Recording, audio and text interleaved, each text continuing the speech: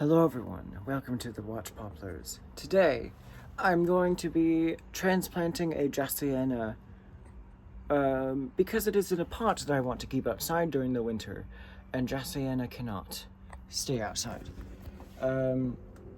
Here, because we, on occasion, go below freezing, rarely actually. The last time it went below freezing here was in 2022, and but I want to show you my larch, and I brought it down here like a dozen days ago, and the experiment is working, and maybe a little bit too soon. I would have expected it to look like this in late October. But it's reacting very well to the reduction in sunlight, and it is actually getting fall colors. Now, if it helps, I can bring it out.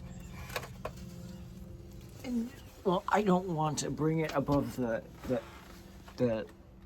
separation line between the cold and warm air, but here it is. It's really nice. There are really nice fall colors starting on a larch. And I never thought I was going to be able to do this because I live in such a warm climate for the larches. The cotoneaster has not started yet. Actually, am I wrong? What is this leaf doing? Is it turning fall colors? I'm not sure. Could be. Maybe it's where an ice cube was resting, which I think that is what's happening. An ice cube. You know, this is the second round of ice I've given these. I've even put down my sugar maple here now. I know I can give more. There's too many ice cubes in here. You know, I brought this down I think at most 2 days ago, realizing that it starts cooling down where the larches grow first, and then the sugar maples, they start getting frost. But sugar maples, I've seen them growing in Oregon as street trees, but that's the warmest that I've ever seen them grow. So I keep them in here. Now I bring the larch down here. I keep it down here for 6 months. Almost. I mean, at the end of October, I'm gonna be ready to I'm gonna completely block this off. I'm gonna put all these panels up, maybe even put in cardboard to insulate it, and keep it really dark and cold in here. And I have a thermometer here to help, and maybe I can fill that thing up with ice. I have no idea, but it never freezes here because it's very insulated. If we did once go to 36 degrees.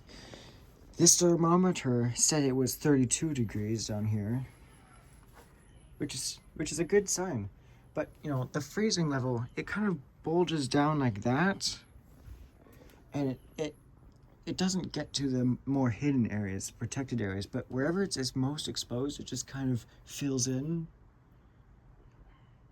I don't know, so if you could see the difference as a line or a sharp boundary, yes, it would look kind of like that, like,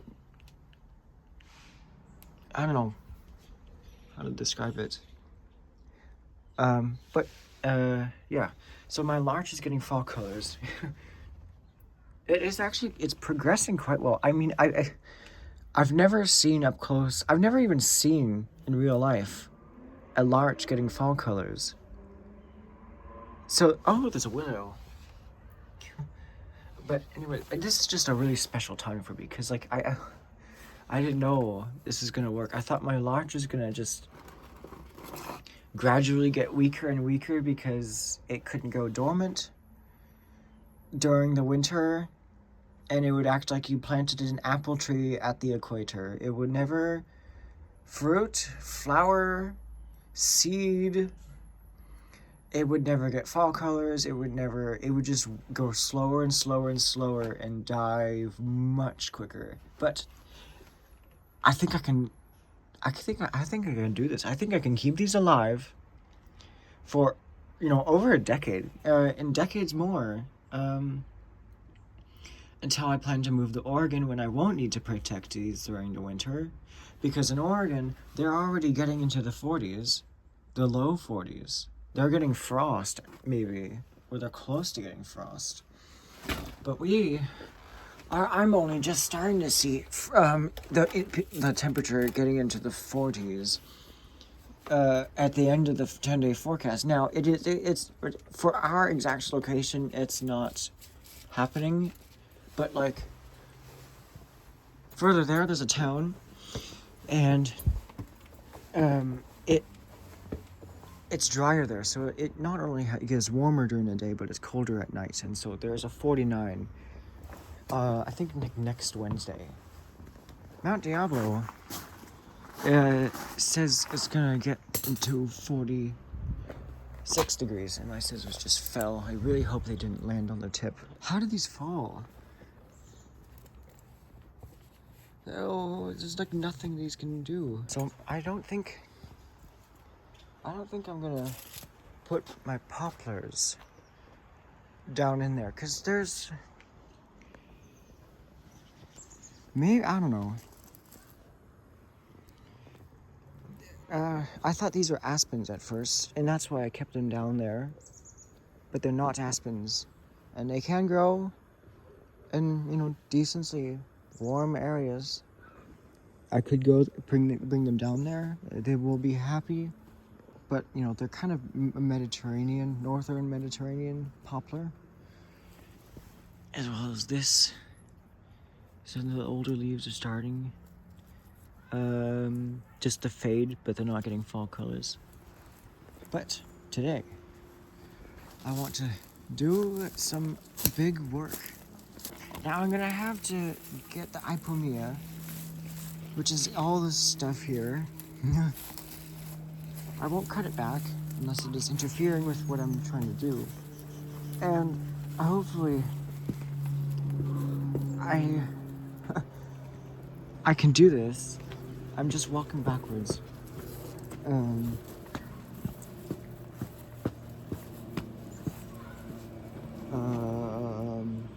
I think I can. I'm gonna try bringing them in here. Okay. There's the catalpa and the dogwoods. But there's also a bunch of little smaller catalpas, like here and here, which is this one's actually growing again. And then there is also a Brachychiton acerifolia, and it's sprouting its first maple. Like, oh no, it's second.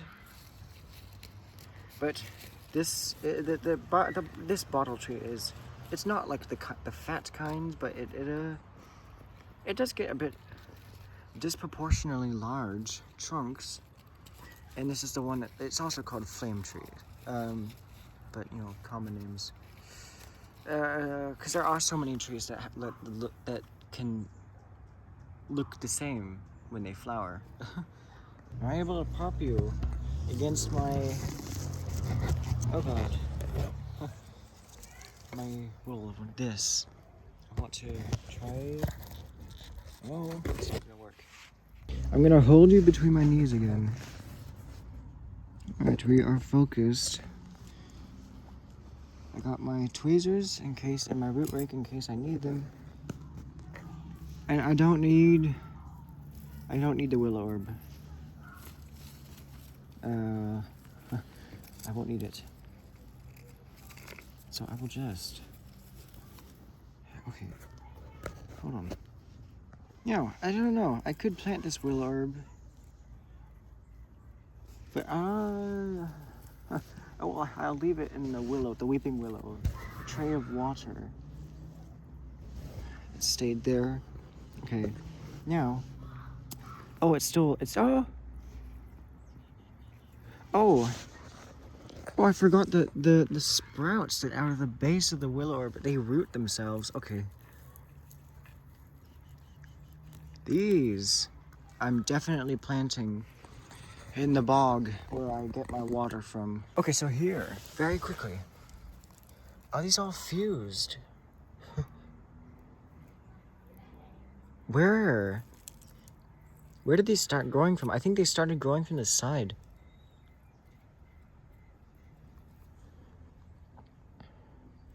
Oh, I think I see.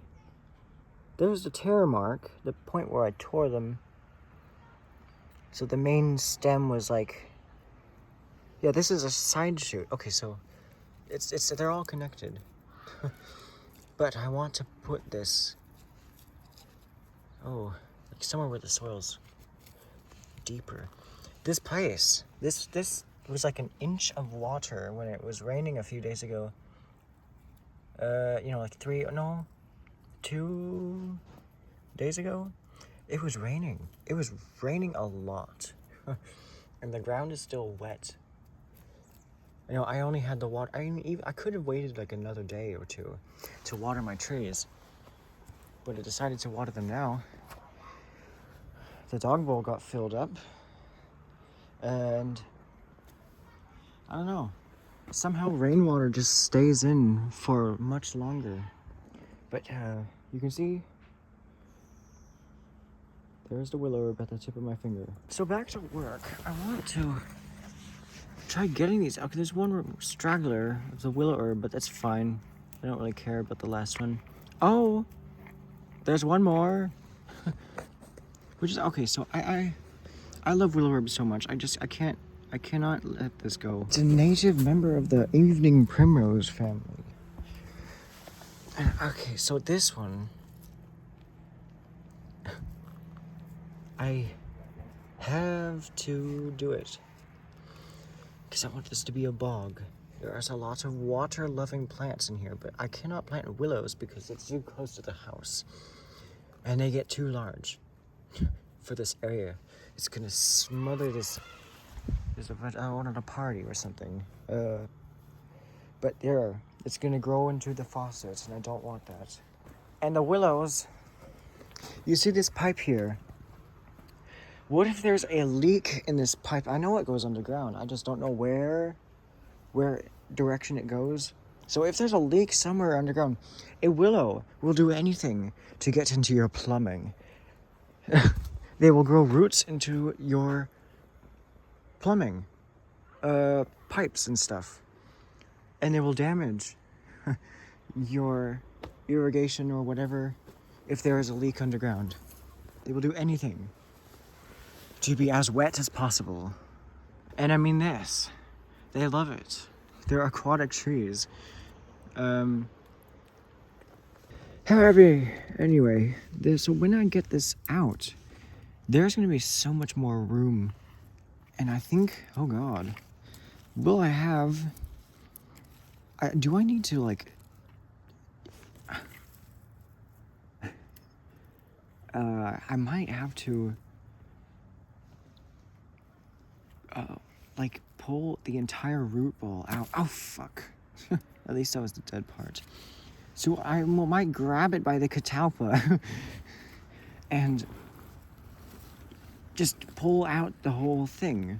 It's the safest thing to do without, I don't know. I could try. It's very challenging.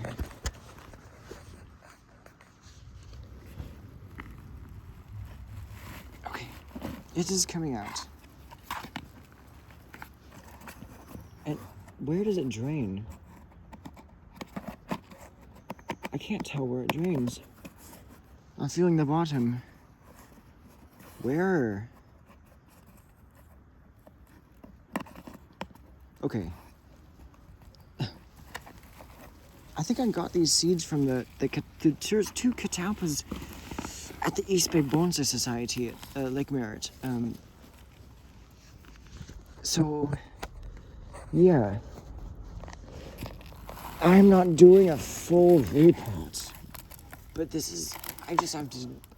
I have to do something kind of like it in order to protect this dracaena, which is, if I'm not mistaken, Oh, what family is it in? I think it's might be in the blueberry family. I'm not sure, but it's definitely. I think it's in the same genus as the actual dragon tree. I'm not sure, but this catalpa here, I don't know. This little catalpa baby might have to go somewhere. I'm only going to keep the largest one. And I'm fine growing it out really large because they have huge leaves. The tiny leaves, you only get leaves like this big. These leaves are really tiny. Okay, hold on. These. You don't get leaves this big on like shoots that barely grow at all. Unless you defoliate it like 3 times during the summer, you will not get leaves like that. So I'm gonna have to take out this one. Now I have let these seedlings grow here for 2 years. I guess, maybe I didn't get to them. Maybe I didn't want to. Maybe I was curious about how they would grow. But there were catalpas starting to grow in like multiple containers because I guess I just forget where I planted them at first. But I planted them all together in this pot and they took off. But the strongest one, where was it growing? I don't know if it was growing in the legume tray or if it was growing next to my northern red oak. No, it's a pin oak. Last year, the new one, but I don't know. I'll keep it. Okay, so it's dark. It's evening, even though it's like 4 or 5. Okay, I think these are the dracaena roots. I'm not sure, but I don't want. Okay, this one is dead. This is the one that died. And I think. Well, I don't know. Yeah, that was the one I collected the cutting off of. I have it in my accent plants. I am not gonna do a full repot. I am so tempted to, but I do not have. The conditions are not aligning. Yeah, those are the fleshy roots of the dracaena. But the dragon's tree or dragon's blood tree, I'm not sure. I know. But these are fleshy roots. They look fleshy. Okay, this is dracaena. This is probably catalpa. Hold on. There. I'm gonna try to get around this. There are dogwoods and catalpas growing next to it. Now I have learned the caution of repotting out of season. But if I am to save this dracaena and maybe like temporarily see or try my hand at this species for bonsai, or genus, the whole genus is not frost tolerant and not native to. It's only native to the tropics. Yeah, I think it might be in the blueberry family. I'm not sure, but I'm just gonna go. It's very, very firm. So, if this goes another winter, this was. It was really tall. It was like up to here in 2024. And it died all the way back to nearly the soil's surface because it went to 36 degrees. So they are not tolerant at all.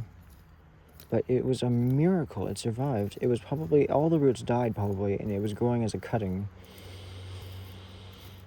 So I'm not going to let that happen again. I need to put this in its own container so that I can put it in my room or store it in the house somewhere until it warms up and then I would bring it outside whenever it's like above 50. No, whenever it gets to close to 60, I'll bring it out, but then I'll have to bring it back in, because in March and April it's still like we're still in the 40s, and that's too cold for these, because where they're native, it's much, it's like probably during like our mild days in summer during their winters, and then in summer they like it hot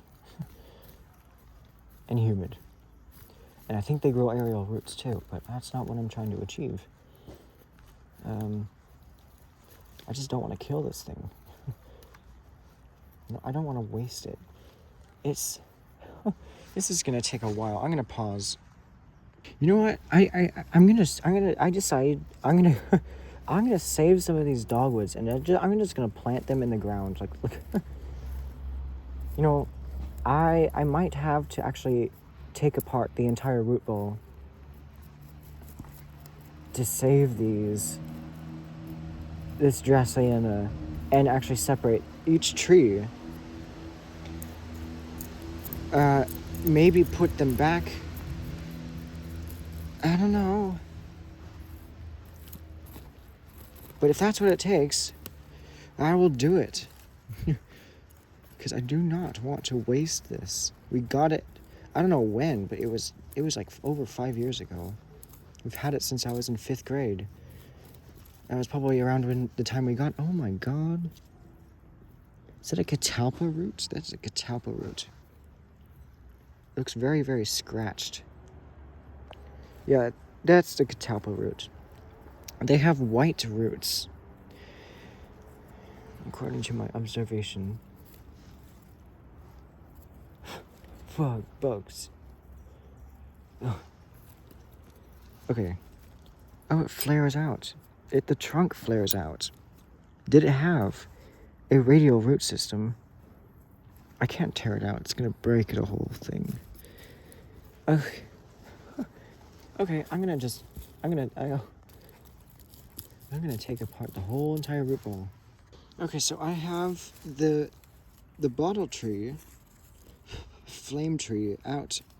This is kind of a meager root system, but I'll just put that in the willow's tray of water as well. Oh, this catalpa.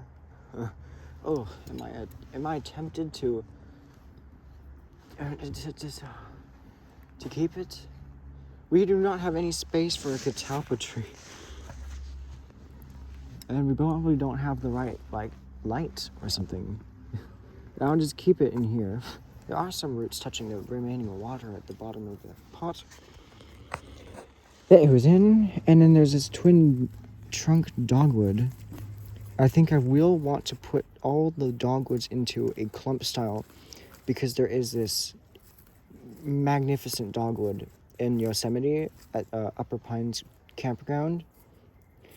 It's so majestic, and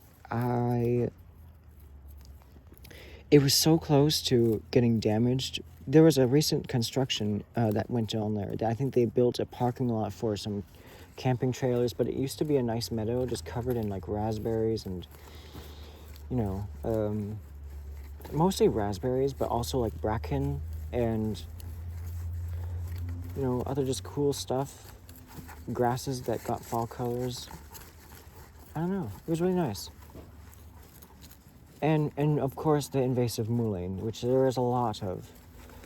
And 2 years ago, in 2023, there was a group of mullein next to a camping trailer that were as tall. They were up to the roof, and this thing was like, this camping trailer was like, it was huge. It was huge.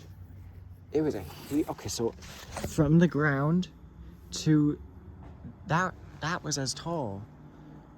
I think maybe I'm just guesstimating, but from the ground here to the bottom of that birdhouse, that is how tall the mullein was, the tallest one. It was absurd. and it was cool. And at the time, I did not know it was non-native or invasive. But let me tell you, it's not invasive or medicinal. It is both. There are, for anyone who believes that it can't be both because it's so beneficial to us, I get it. That, the benefit kind of thing kind of goes through their minds. But, for the amateur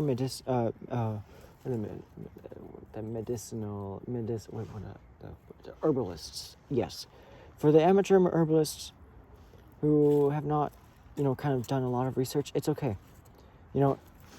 Just please, go on Wikipedia. And it's not, I don't know. I could go on. I could make another episode about this. Going on a rant again about, all the mistakes that society can make, and I just don't have the time in this video to do that. So yeah, some people say that mullein is medicinal and it's not invasive, as if they're they're completely different things, and they are, but it doesn't work like that. This in the way. I mean, I don't know. It's not like a replacing term to use for anything, any plant. So there's one of the dogwoods pulled out. So I'll put that in the water. Where are my... Okay. I don't have any tray of water. Okay, so, I'm running out of space. I'm running out of space. Do I want to keep that willow herb? No, I do not need to. Okay. I'll keep the bottle tree. There is no other tray or pool of water that I can use. Oh! Hold on. I'm going to take the willow out. And I'm going to use the entire tray for the trees. So that, I have this, just a tray full of little trees. So as I was saying, some people believe that mullein, Verbascum nutans, I believe, is a scientific name, is medicinal, not invasive, which is a very, very... That's not the right way to go down, and if you want to know more about that,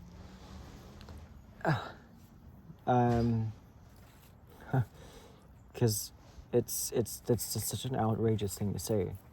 Plants can be invasive, and still have a mechanism that can be used as an herb. Such as the terpenes and mints and stuff that make them able to be turned into tea. But, people have taken that to an extreme with the mullein. And they don't want to hear about it being invasive because they're worried that, people, they don't want it. They just try to kind of push that thought out of their head because they don't want to start thinking about it negatively because they want the benefits. I get it. It's a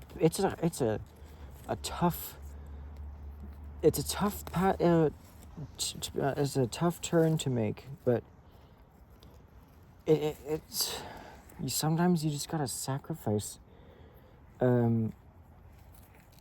stuff, like interests, if they're bad for the environment. So that's my point. That's the point I was trying to make. But if someone you are talking to does believe that, don't get angry, don't react much, just kind of be nice and have them sit with you in a human to human conversation, while just showing like understanding, like from that, like why they think the way they think, and it's fine. It's okay. If you don't want to talk to them, that's fine. I don't know. That's just what I would do, and I'd try to take my time, carefully wording, and showing that I understand their background. I don't know. Maybe I'm kind of like doing that in English class. Like our essay unit, the whole essay thing. We just suddenly picked up the pace. So, and I'm struggling to catch up. But socially, I don't think I will have a problem. There's another dogwood seedling, and a little bit less roots, but they will probably grow more roots before winter. I just, that I'm not gonna remove any more roots, until I go see how they are in late winter. Here's a catalpa. It looks tiny, but it was it was like another 6 inches taller. Kind of like the same length as the root. But yeah. Okay, now this dogwood. Okay, it's not ready yet. I am so excited for these dogwoods. These are the same dogwoods that you find in Yosemite. They are native. They're Pacific dogwood. They're not the red osier dogwood that I have had since early 2024. But there's the last dogwood. These even grew a lot more than I thought they were gonna grow. So that's really exciting. Now, I don't think I want to keep these catalpas, but I'll throw them over where I can't really see them die, and I'm just gonna say God bless in sign language. I hate sacrificing things. But yeah, I don't need them. But I have this one. I have the big one that I'll be keeping. The reason why I want to keep this is because I just want to challenge myself. These massive leaves they make me really excited about training this as a bonsai. I'm not going to prune any roots in this thing. Okay, and also, this is just what's left over from one of the things left over from when I was just collecting tree seedlings left and right. This is a different kind of laurel, but it's not in the... Wait, hold on. Did that smell? Did I just eat it? I think it smells like bay laurel. It's not actually bay laurel, I don't think. It is a laurel, but I think it's one of the ornamental ones that are non-native. And then I just stopped focusing. I think I did. Where is... Oh, I can see the yellow rectangle with the sun emoji on it. So, yeah. But... Hold on. I need to zoom in. It's not working. There. Very, very dark green leaves. But they do have, a typical bay laurel. And they smell, too. I'm just going to split the leaf a little bit. Yeah. That's a very strong smell. And this is the kind that, you buy packs of those leaves in the store, but they're not from the native tree.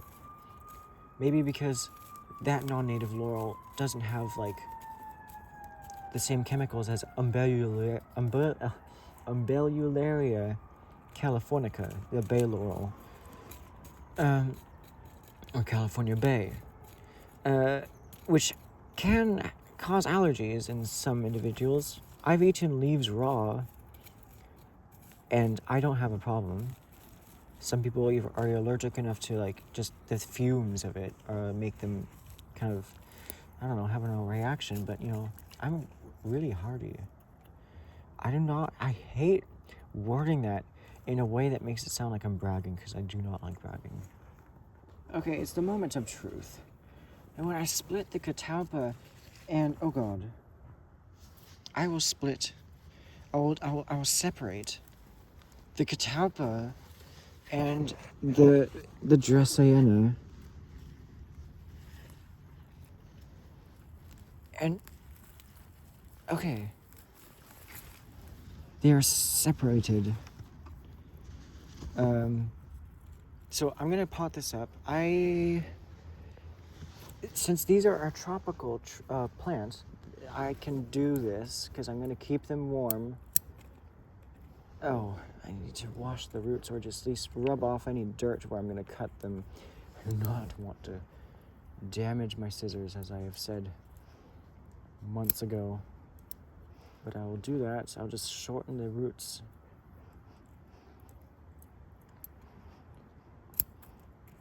Not a lot. Even though they do grow from cuttings very well.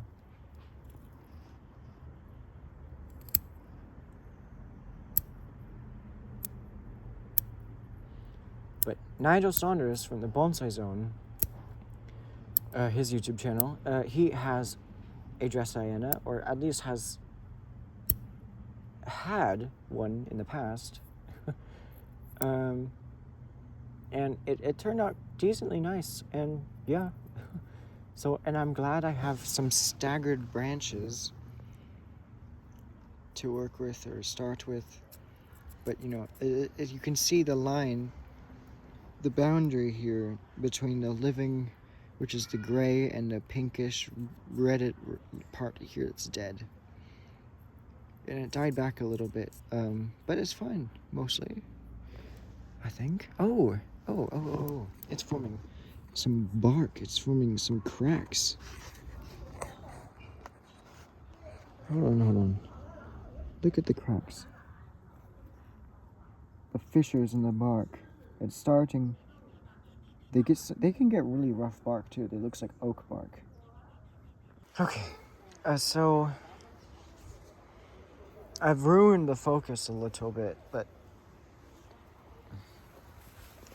I'm gonna plant these dogwoods and the bottle tree.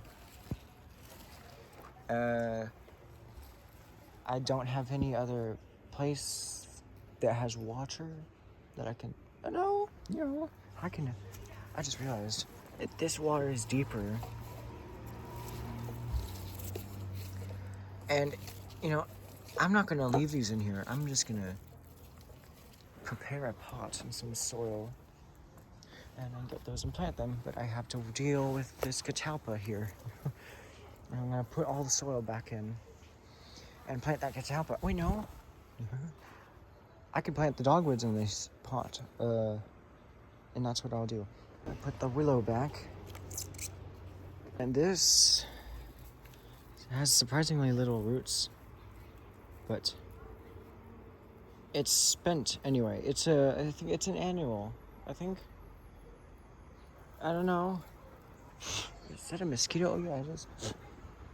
I'm gonna keep this. I'm just gonna put it over there, for now. But there's a little enough roots that I could just stick it in here after I'm all done planting. Okay, I have this dracaena and the catalpa. I have to use the restroom.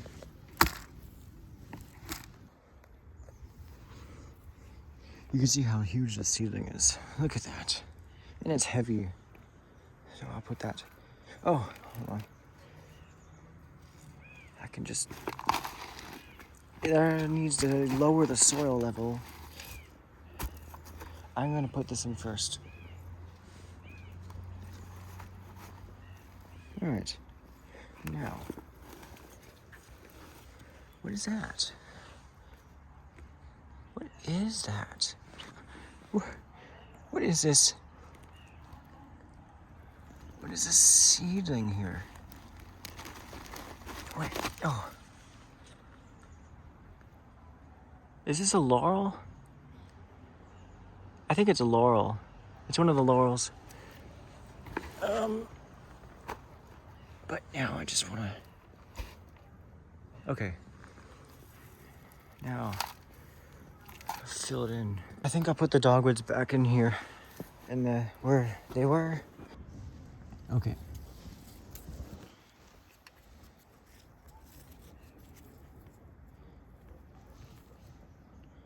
You know, wait, hold on. I'll put a little bit more soil. Because I want them to be at the height that the catalpa is at. I also gotta work the soil into the roots.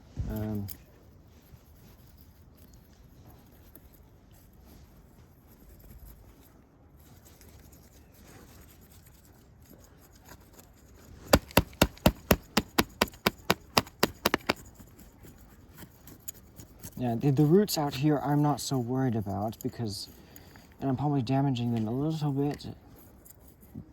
However, because I'll be pruning them back quite a lot. So, when I go to repot them in February. So yeah. Now, I think that's nice. I can plant them now. And like that. And maybe I'll plant the dogwoods in a group, but it's not the group I will be finalizing.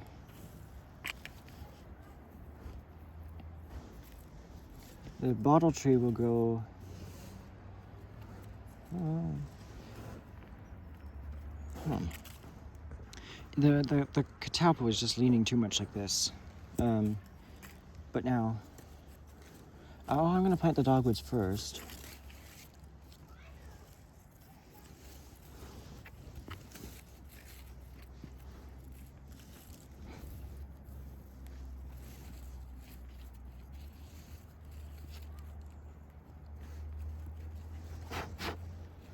And a lot of the dogwood seedlings sprouted axillary branches on their shoots, like this. They sprouted side branches, so that's nice. But I don't want to keep the branches at that height because they started their branches quite low. But yeah, it's nice. That means they're very, very strong. And some of the leaves on some of them are, on one of them, they've all stopped growing. So, yeah. Now. That's just, oh God, did I just break a root? It's fine. There'll be more roots to go. And now, finally, I want to plant this, the bottle tree. I will decide where to put it on its own container some other time. But I got this from a seed during a spring break. I was down south in Orange County, and there, I guess it's warm enough that bottle trees can be used as street trees. I have seen some bottle trees here, but a lot less than down there in Southern California. I have finished. Okay, so now I can see all the trees much better. I still remember when the snails were starting to eat this, but it is now. It's not snail season anymore. Or is it? Actually it's not. I think there are many snails still here. I wish there were none. But there are much less than there are in late spring and summer. I have to keep my poplars in a moat of water to protect anything from crawling and eating them. But now, oh, I can add the Ipomea, which is just laying here. Now it's planted. So now, if I lift it up, is it gonna come out? I don't think so. This is so heavy.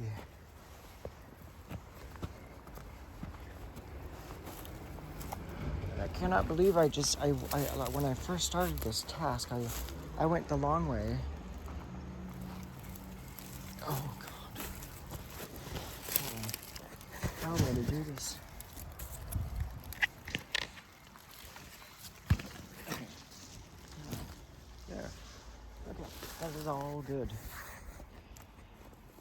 I can fix this so that it's facing that way. Yeah, I can see it wither as the days go by. Oh, and it is very brittle. So, but that's okay. It was getting very, very out of control anyway, so. Now, yeah, okay. Maybe I'll have more flowers. I do see some more coming. I think I'm gonna redirect this with a little stick. I don't know if this stick will hold. This tomatillo is kind of done. I mean, it is getting fall colors, but it's still giving us stuff. And it gets nice fall colors. You can see. I really like it, those fall colors. I know most plants that people don't want to get fall colors on. I love getting fall colors on those plants. I want to see what a tomato plant looks like when you let it get fall colors. But, you know, I don't often get that opportunity. But I'm gonna guess it's gonna be a bright yellow like that. And I hope we don't remove it. I hope we don't remove it until like November. Because I want to see that turn yellow. But I've got the thing. I don't know what these are called, but I'll just call them props. And it might be too spindly to hold it up. Well, let's see. Hopefully, I think it's gonna work. But there's always a chance that ceiling might be too bold and large. Oh, wait, hold on. You need to move it like one more. I don't know. Okay, I'm gonna get a big one. It's tall enough I can use it as a walking stick. We've had this for decades.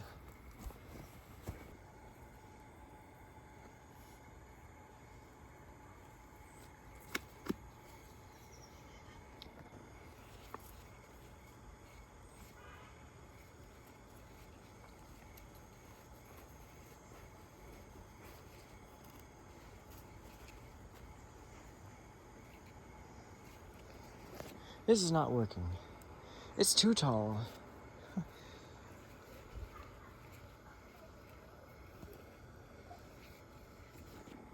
Am I able to just like hook it and hang it, the little prop off the side of the pot? I think that's gonna work.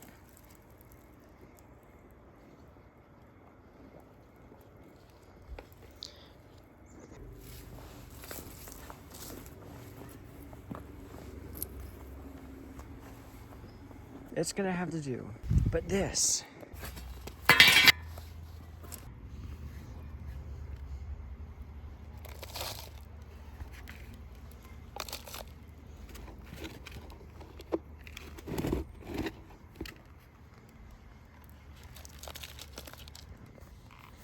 It's potted. And that will go probably in our kitchen for the winter. For now, it can stay outside. And I'll give it a cool period. I'll probably keep it outside until November. And I'll be bringing it like outside during the day and inside at night. So that this gets the bright sunlight. And it still stays healthy until it is actually too cold even during the day to bring it in, to keep it out. And I just get like a little tiny amount of fertilizer, and I put it in here because it's a small container, so a small amount of fertilizer. Turn the nozzle.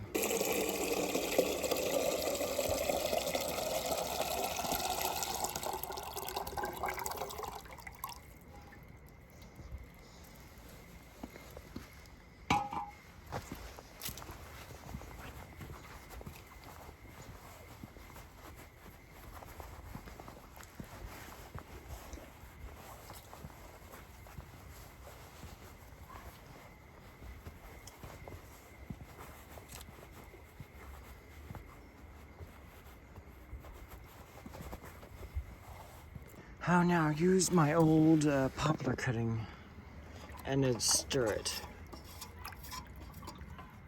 So now, hopefully the soil drains pretty well. Okay, so I see a hope. So far, yes, it is draining. Sometimes it doesn't. Sometimes it drains very, very slow. It's now, okay, now it's slowing down. But I'll just keep it pooled over there like that. And that'll be the last I water it for like a few days. Because, yeah, now it's going out of the drainage holes. And it's actually draining quite fast. So that's good to see. I don't want it sitting in there. I don't want it too wet. It almost kind of acts like a semi-succulent. And that is all for today. Thanks for joining me here among the larch poplars.